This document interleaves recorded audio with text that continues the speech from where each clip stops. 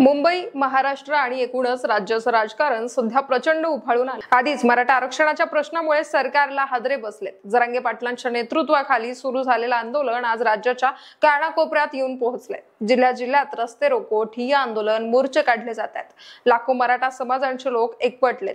तर मराठ्यांचं वादळ अजून शांत झालेलं नाहीये आणि आता आदिवासी समाजाचं बिराडही मुंबई गाठण्याच्या तयारीला लागल्याचं दिसतंय। मराठा समाजानं गेल्या काही वर्षात अनेकदा आरक्षणासाठी आंदोलन केली, पण यावेळी परिस्थिती वेगळी आहे। कारण जरांगे पाटलांनी या आंदोलनाला सातत्य, प्रचंड जनसमर्थन आणि ठाम भूमिका दिली आहे। ते मागे हटायला तयार नाही आणि सरकारनं केलेल्या आश्वासनांना ते फोल ठरवतायत।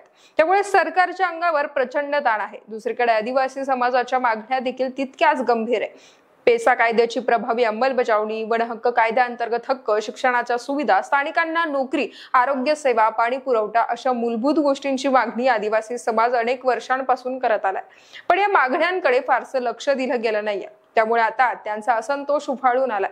नाशिक, नंदुरबार, धुळे, पालघर, गडचिरोली, चंद्रपूर, गोंदिया, अमरावती, यवतमाळ या सर्व जिल्ह्यातील आदिवासी नेत्यांनी मुंबईकडे मोर्चा वळवल्याची तयारी सुरू केली आहे। मराठे मुंबई गाठू शकतात तर आम्ही का नाही, असा प्रश्न आदिवासी संघटनांचे नेते विचारतायत। त्यांनी ठाम घोषणा केली आहे की आम्हाला न्याय दिला नाही तर हजारोंच्या संख्येनं आम्हीही मंत्रालयासमोर ठिय्या देऊ। या घोषणेनं सरकारची चिंता आणखी वाढली आहे। आधीच मराठा आंदोलनामुळे राज्यात गोंधळ माजलाय। अनेक ठिकाणी आंदोलकांवर गुन्हे दाखल झालेत।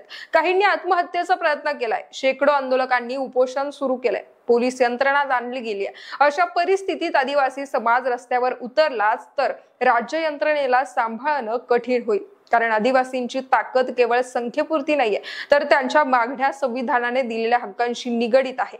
त्यामुळे त्यांना दडपणं हे सरकारला अधिक धोकादायक ठरेल। याच पार्श्वभूमीवर मुख्यमंत्री देवेंद्र फडणवीस प्रचंड अडचणीत सापडलेत। कारण फडणवीस हे सरकारमधील सर्वात ताकदीचे नेते मानले जातात। भाजपच्या संघटनात्मक बांधणीमध्ये त्यांचा मोठा वाटा आहे। गृह विभाग त्यांच्याकडे असल्यानं आंदोलक, पोलीस कारवाई हे सगळं त्यांच्या जबाबदारीत येतं।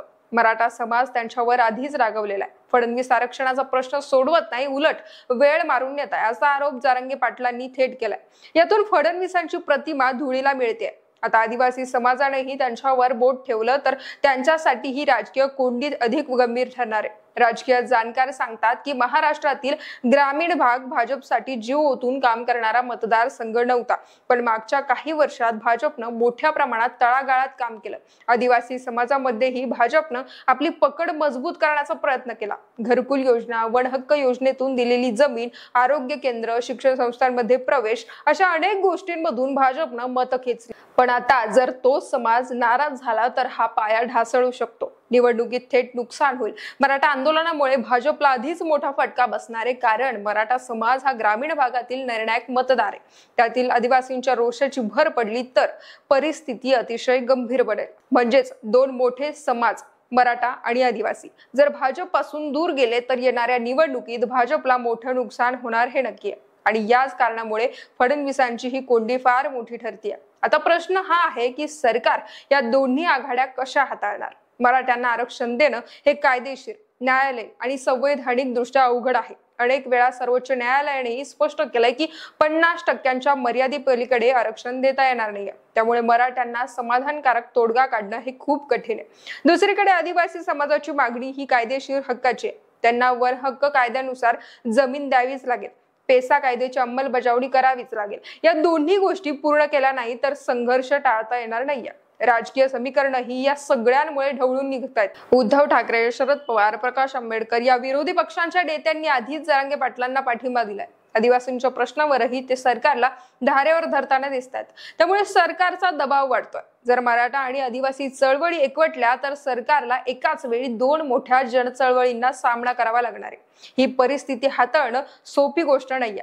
म्हणूनच राजकीय जाणकार म्हणतात मुख्यमंत्री देवेंद्र फडणवीसांची खरी परीक्षा आता सुरू झाली आहे। त्यांचं प्रशासन कौशल्य, राजकीय डावपेच, जनतेशी संवाद हे सगळं कसोटीला लागणार आहे। पण आतापर्यंतच्या घटनांवरून असं दिसतंय की ते या परीक्षेत अडकलेत। मराठ्यांचं वादळ अजून थांबलं नाहीये। आदिवासींचं बिऱ्हाड आता मुंबईकडे येत आहे। त्यामुळे फडणवीसांसमोर संकट आणखी गडद झाली आहे। तर या संपूर्ण व्हिडिओबद्दल तुम्हाला नक्की काय वाटतं? खरंच फडणवीस हे गोत्यात सापडलेत का? कमेंट करून कळवा आणि मॉडर्न मीडियाला सबस्क्राईब करायला विसरू नका।